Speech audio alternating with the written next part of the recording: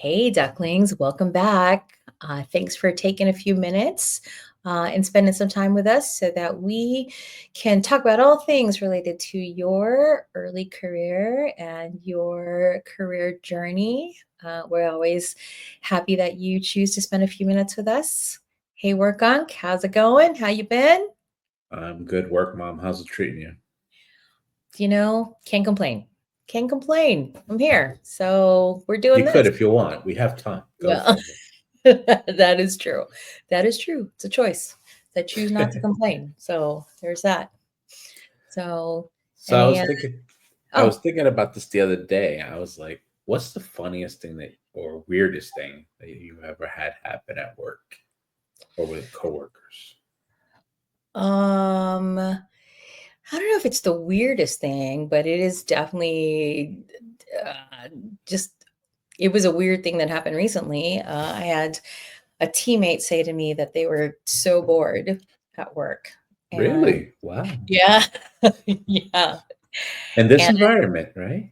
Yeah, in this environment. And of course, all I could think was much like, happiness is a choice, boredom is also a choice, especially during the work day.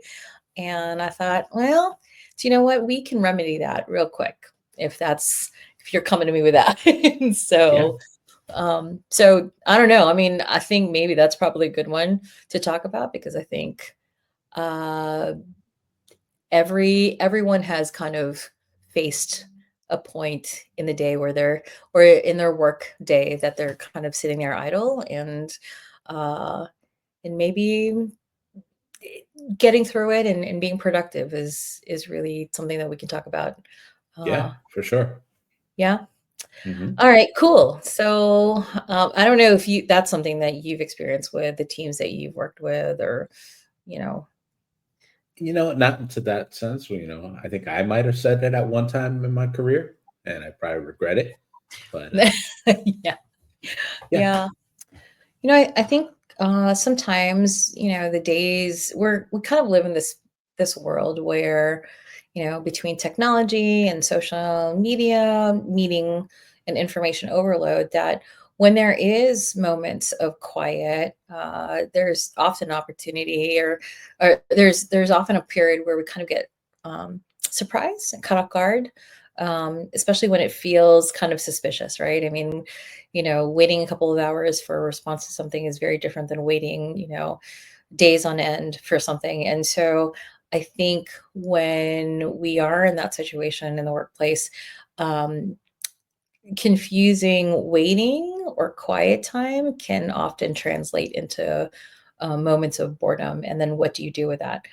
I think that's really kind of some of what our younger talent is facing is there's a yeah. lot of things that really um, require some waiting and a tendency to think that that is boredom sinking in. Oh, I totally understand that, and I think about that all the time because there are moments where you're not going to be as busy as others, right? Downtime can happen at any time in any job, okay? Uh, and it can be cyclical. So you kind of have an idea every year around a certain time, things are going to slow down. And that does not mean that you have to slow down or sit idly doing nothing. That's a great opportunity for you to show your real value. You can volunteer for a group project, reach out to your boss, and let them know that you have some bandwidth and that you're trying to pick up some new skills or responsibilities, etc. But it's definitely a moment where you just go, let's make the best use of my time, so that it makes your day go quicker.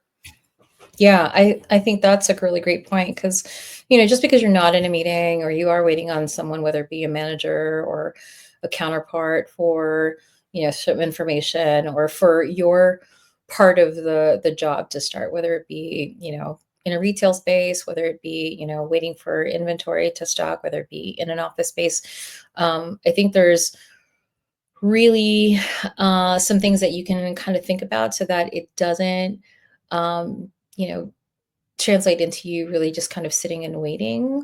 hmm Because I think there also is an opportunity that presents itself to kind of goof off or start complaining if you feel like you're not doing anything. And so at the end of the day, it really has less to do with being bored, because I think if we stopped and kind of stepped back for a second, there's probably a lot of things that could fill the time while you are waiting for something. And I think being mindful of the fact that boredom, really, when you start to feel bored, it's really trying to tell you something, right? It's really trying to say, hey, listen, there's an opportunity to do something. To your point, right? It's like you can learn a new skill in some of that downtime. You can catch up on things that you abandoned to the wayside because you were busy doing other things.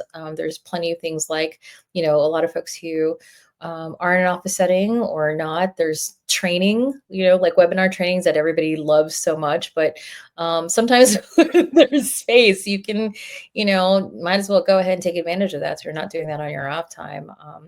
I think it's stuff like that where it's just like, you could sit there and just kind of wait it out and let boredom sink in, right? The choice to be bored, or you can really kind of take an opportunity to kind of catch up and learn something new, or find a different opportunity to kind of fill that time. Yeah, I totally agree with you here, Morgan. I try to find all the items that you normally leave towards the end of the year, such as those trainings, those CPEs, and focus on them. Knock them out as soon as you can, so that you're not struggling at the end of the year. I try to use that moment for like internal networking as well, connecting with different portions of my Yeah. company to network, and to see how we can work together to work smarter or more effectively, and if possible in the future. If something that I've learned that may work as well, and I highly recommend this, is if you have regular interactions with your boss or supervisor, then you should plan those times when you're going to have that downtime. Um, what would they like for you to focus on, and then when you just tackle them without having to be told to do it, right? So you go, we had that plan of action. I had my downtime. Now I know exactly what I need to do. You're going to be in everybody's good graces if you're doing something without having been told to do it. You'll earn lots of points in my book. Yeah, I mean, I think that's a really great point that I want to piggyback on, because I think, one of the things that maybe we should throw out there is to be really careful in terms you know, of portraying, the sense of boredom, because there could be a perception, right, that you are really kind of lacking motivation, or you're not assertive, or you're not resourceful, with really kind of those gaps in time. And the other aspect of that too is, if you aren't using that time to be proactive about something, it could also be perceived that you're just uninterested in the job, right? And if you are uninterested in the job, that's a different discussion for a different video. But the reality of it is that, generally, where if you're listening to this video, you're probably early enough in your career journey that you aren't necessarily, at a place where you know everything. And by the way, nobody knows everything, but you should be in a place where you are pretty adaptable in terms of time and energy, and learning something new. So I did want to throw that out there, because the perception of someone who is bored really could also be perceived on a lot of things that really could wind up being a negative attribute that's associated with you in the long run. And listen, it's really different than needing a break, right? I mean, everybody needs a break sometimes, and sometimes that's a really kind of welcomed space and time if you're in between tasks, or in between projects, and especially if it's a relatively short one, right? But if it's something that is longer, right? I mean, sometimes we're on projects or activities where you're just waiting on somebody for a week, and if you really don't have anything to do, especially with remote, or hybrid work or whatever, like, there's a tendency to want to kind of use that to do personal things. And that's okay, but let's make sure that it isn't really bleeding or teetering into paid time off. Because if you do see that there's something foreseeable that you'd like to use that time for something personal, then it's probably a good idea to just kind of clear your manager just to make sure that everybody's on the same page, right? In terms of using kind of those gaps in time. So you don't want that coming back on you as well, where all of a sudden something quick happens in that time that you thought was going to be a gap, and now you're nowhere to be found. So that's kind of a heads up and kind of a back pocket tip to kind of keep with you as you continue your career journey. That So that's good. That story gives me chills just hearing that point right there. Something happens and you can't get back in time, right? I try to think about it in this fashion. Like every morning, I give myself a plan of action for the day, to so I can tackle those things that you can find to do in the downtime. Right? It's easy to yeah, plan for the stuff that you got to do. Right? I got to do steps A, B, C, and D, and those are part of your everyday. But having a plan for your downtime is like, all right, well, if I find 20 minutes today, I'm going to work on this, or I'm going to take this training. Actions that are not necessary for your day, but they'd be nice to accomplish if you accomplish them sooner than their intended deadlines. yeah. Well, yeah. I mean, there. Well, as a career project portfolio program guy, like I'm sure that there isn't a plan that you haven't met, that you haven't applauded or kind of embraced. And I think that is really a best practice, right? That's really something that we all could kind of accommodate, to put a little bit of Yeah, structure into really kind of our time and our days, because it helps with time management. It helps with really kind of also being able to balance your own work with your life and things that are interesting and personal to you. So I love that. I live like having a plan of action, so that if you do have the time, then you are taking advantage of that.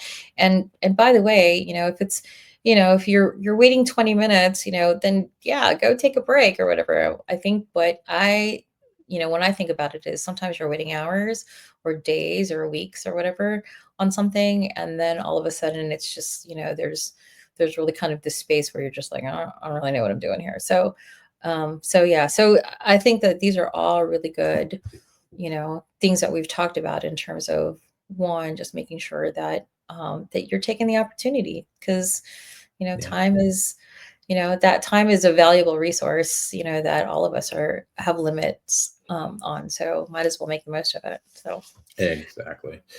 So, Arlene, we've covered a lot today. Let's yeah. start wrapping it up. So, let's jump into work on takeaways. All right. So, whenever you're ready. So, if you find yourself with some downtime, don't wait for instructions. Be proactive. Learn a new skill.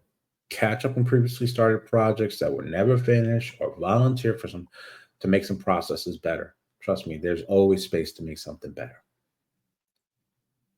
Plan for downtime, especially if it happens on a regular cadence or a regular timeline, so that you could take an opportunity to tackle something that's not that urgent.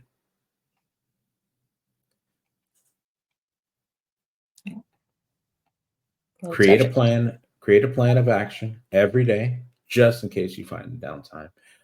That way, it doesn't catch you by surprise. And lastly, you don't have to be working 100% all the time. It would be nice, but it's not necessary. It's okay to slow down a bit and catch your breath. Just remember, it's not PTO. Okay. Awesome. Thank you. And thanks for bearing with me, a little bit of technical difficulty there. So I'm learning too. But those are some really great takeaways. Thank you for summing that up nicely. I think just a few last minute thoughts before we give everybody their time back. I mean, first, if you do find yourself with some downtime, like Jose said, like Workon said, find the opportunities. If you find the downtime, you can find the opportunities. Second is really, let's remember, the perception of boredom can also be seen as a lack of motivation or assertion. And so we probably wouldn't be doing our due diligence as work mom and work on to help you kind of see the chess move down the road, where it's just like, hey, if you can avoid, really kind of that You can avoid having really kind of some negative impact if somebody perceives that you don't want to be there. And to be honest, if you don't want to be there, again, that's a different conversation for a different video. But the third thing, just like the name of this video, boredom is a choice. So please choose wisely. And if you do find that you do have extended time and you want to go do something personal with it, then hey, make sure that you give somebody a heads up, because that's yet another thing that will serve you better in the long run, is to make sure that you're considerate of everything that is impacted by either your presence or your